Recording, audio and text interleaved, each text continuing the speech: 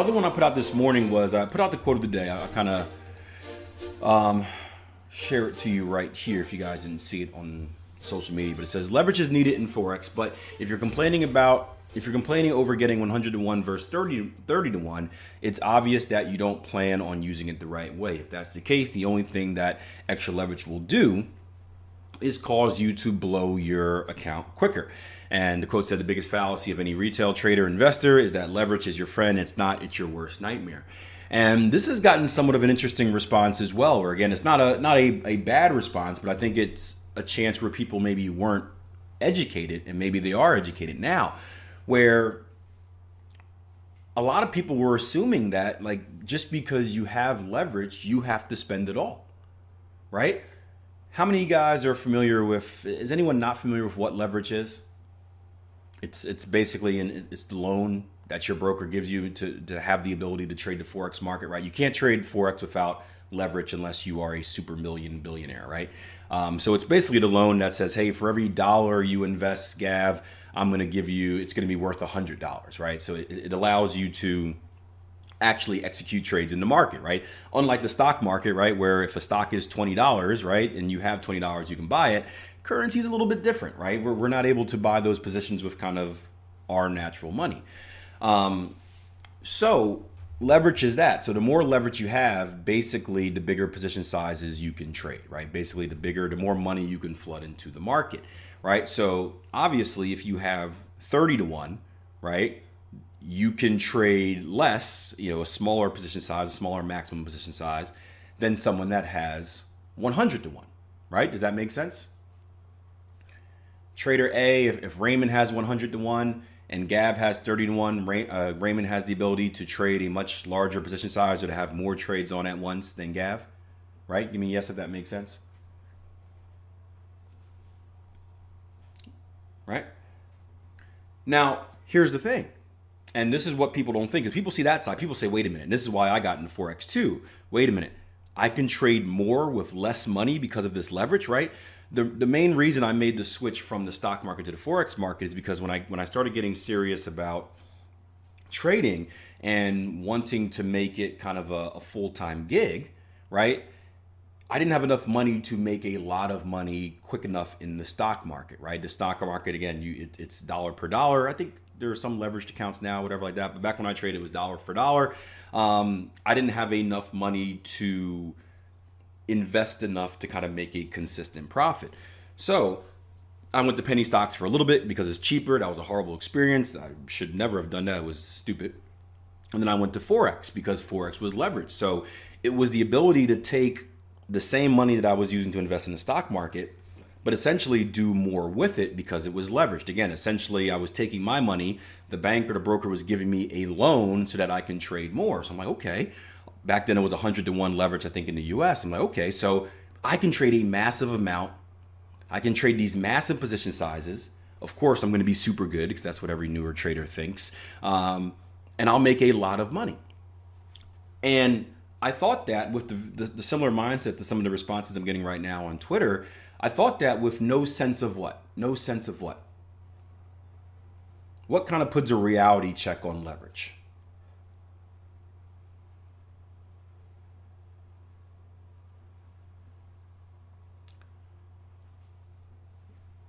Risk management, right? If we think about risk management, think about this, right? How much would you say is your maximum risk per trade? How much are you willing to risk per any given trade?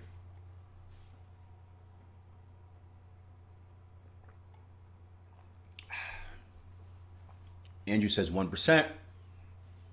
Gav says 2% max. Matt Fisher says 100%. Let it roll, baby. Woo! I got 2 words for you, Matt. Margin call. Raymond says 2%. I know you're joking. You wouldn't be here if you were serious, right? But it looks like a lot of you guys are 2%, right? 2%. I would say 3% is probably, once you get anything above 3% per any given trade of risk, that's when you're kind of getting like, ooh, crazy territory, right? It's crazy, man, wild boy. So 3% risk per trade. Now think about it like this, right? So if you're risking 3% per trade, and obviously there's a maximum risk per your account as well. So you have just as you have a maximum risk per trade, you have a maximum risk per your account, meaning that if you can't trade 100 pairs, I guess that'd be 300%, right? You can't be in 20 trades at a time, because all of a sudden, if you do 20 trades with 3% risk, now you've got 60% risk on, right? You should have some type of cutoff in your portfolio.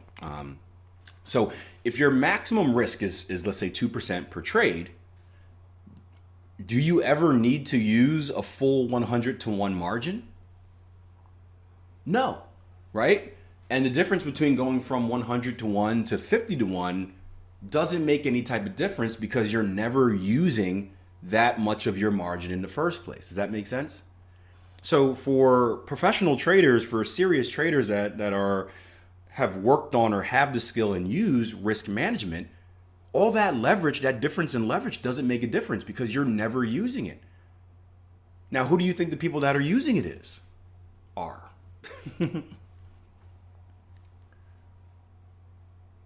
The get rich quickers, right?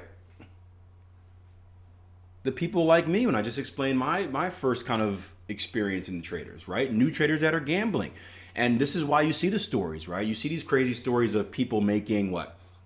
200% a day, right? You ever see those things? It's made a 200% return today, right? Well, what happened is they're probably using all of their leverage. They probably caught a good hit, right? They probably got a good win.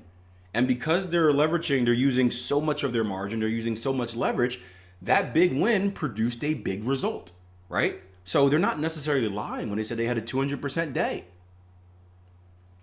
But what also eventually happens in trading, no matter who you are, no matter your skill level, no matter your strategy, you're going to take what?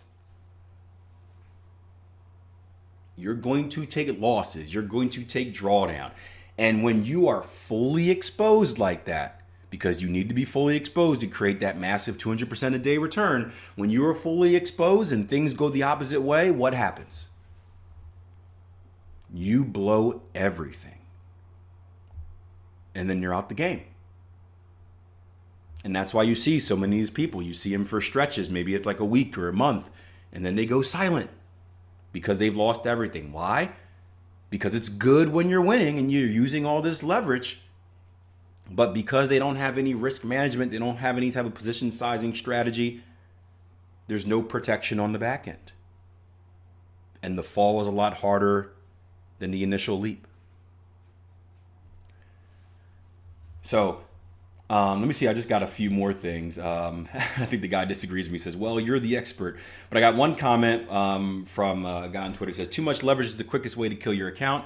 I had to choose between trades. He said, I started an account with just 3 to 1 leverage, which is going to be too little. And I couldn't adjust. I had to choose between trades, which brought subjectivity into the system and destroyed my edge. He said 30 to 1 is perfectly fine, in my opinion.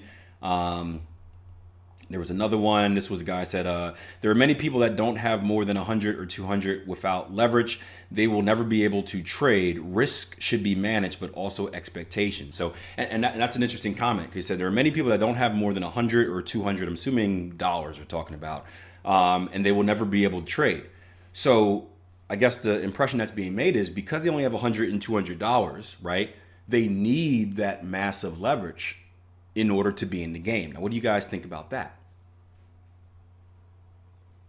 They have to use, right? They have to use the full 100 to 1 leverage because they only have a minimal account size. And I think I might have offended this person with my responses because I was like, no, wrong. And you guys know me. Rarely am I like that. Rarely, usually I try to be like, well, you know, you could. I can see your point, right? I try to be nice. I'm like, no, you're wrong. I firm stance on this, right? And George Sanchez said it best, right? And you can use micro lots. Yep. That is an option. But my guess is this, Andrew, they don't want to use micro lots because are you making anything with micro lots? No, you're making pennies, right?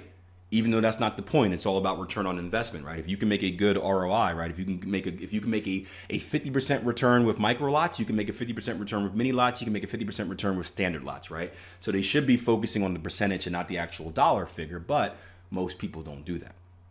They just see, hey, I had a 50% return on investments this year. How much did you make? $50. And most people are like, that's all, dude? Yeah, but it was $50 off a $100 account, right? I'd be doing backflips. I don't know about you. Man, I would say I'd go out and party, but again, I only have $100 to trade with, so I'm probably pretty frugal. I don't need to be spending anything, but